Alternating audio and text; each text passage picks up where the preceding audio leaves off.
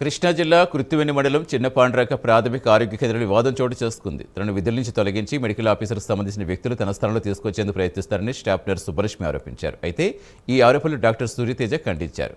తప్పు చేసిన వారిపై ఉన్నతాధికారులు చర్యలు తీసుకుంటారని సూర్యతేజ తెలిపారు.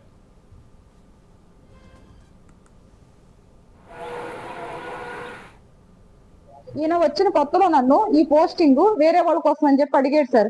వీళ్ళ సొంత మేనత్త కూతురు ఆ అమ్మాయి నాతో పాటే సరే దానికి వచ్చింది, కౌన్సిలింగ్ వచ్చింది. ఆ అమ్మాయి నాకన్నా నేను ముందున్నాను సార్, ఎందుకంటే నాది రోస్టర్ పాయింట్స్ ముందున్నాయి.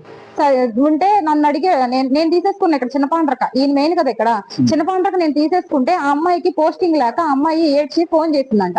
ఏమండి మీకు ఏమైనా అవకాశం ఉందా, ఇక్కడ నుంచి మీరు వెళ్ళిపోతారా, మీరు వేరే పోస్టింగ్ నేను చూపిస్తాను, అక్కడికి వెళ్తానంటే గనక ఇక్కడ నేను మా బిందు కేపించుకుంటాను, మా మేనప్ప కూతురు కేపించుకుంటాను అని నన్ను అడిగారు సార్. ఆయన వచ్చిన రెండో రోజున అడిగారు సార్.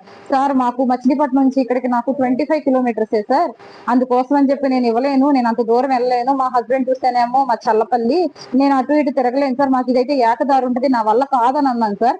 ఆ రోజు నుంచి స్టిల్ ఈ రోజు వరకు నన్ను ఆయన హెరాస్ చేస్తూనే ఉన్నారు సార్. ముగ్గురు వెళ్ళాం సార్ మేము డిఎంహెచ్ఓ ఆఫీస్ కి, ముగ్గురు మీద కంప్లైంట్ ఇచ్చి ముగ్గురిని డ్యూటీలు ఆగమనుకుండా నన్ను ఒక్కదాన్ని ఎందుకు ఆగమన్నారు సార్? ఇది కక్షపూరితమేగా. పైగా డిఎంహెచ్ఓ సార్కి నేనే మాట్లాడా, ఎందుకంటే ఒక్కళ్ళు మాట్లాడండి అమ్మా అని అన్నారని చెప్పి నేను మాట్లాడినందుకు నా మీద కక్షపూరితంగా ఇట్లా చేశారు సార్.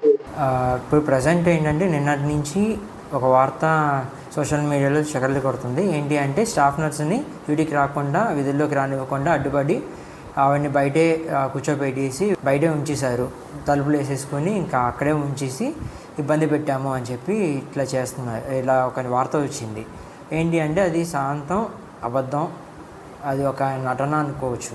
ఇప్పుడు ఏంటంటే వీటి వల్ల మిగిలిన స్టాఫ్ వాళ్ళకి కొంచెం ఇబ్బందిగా ఉంది, కొంచెం కాదు ఇబ్బందిగా ఉంది. పేషెంట్ తరపున కూడా కంప్లైంట్స్ ఎక్కువ అవుతున్నాయి. ఆల్సో ఇంకోటి ఏంటి అంటే ఈ డ్యూటీ సరిగా ఉండట్లేదు అని చెప్పి ఇట్లా కంప్లైంట్ లాగా ఇచ్చాము. లైక్ సరెండర్ చేస్తాము, వీడి వల్ల అందరూ ఇబ్బంది పడుతున్నారు అని చెప్పి సరెండర్ లెటర్ లాగా సరెండర్కి రిక్వెస్ట్ లెటర్ అనేది ఫార్వర్డ్ చేయడం జరిగింది. దానివల్ల ఏమైందంటే ప్రజెంట్ డిఎంహెచ్ఓ ఆఫీస్కి రండి, అక్కడ మాట్లాడుకుందాము అని చెప్పగా ఇవాళ డ్యూటీకి ఆగిపోండి, రేపు ఒకసారి మాట్లాడుకుని దాన్ని బట్టి కాదు అవునా కాదా అనేది తేలిద్ది, దాన్ని బట్టి మీరు యథావిధిగా మీ డ్యూటీకి రావచ్చు అని చెప్పడం జరిగింది, ఇన్ఫామ్ చేయడం జరిగింది. ఇన్ఫామ్ చేయగా నాకు ఎటువంటి అఫీషియల్గా నాకేం రాలేదు, సో నేను డ్యూటీకి వచ్చేస్తాను అని చెప్పారు. కాకపోతే అది నా వరకు రాలేదు. ఆవిడకి ఆల్రెడీ ఇన్ఫామ్ చేసాం, కానీ నేను వేరే స్టాఫ్ని నైట్కి అడ్జస్ట్ చేసడం జరిగింది.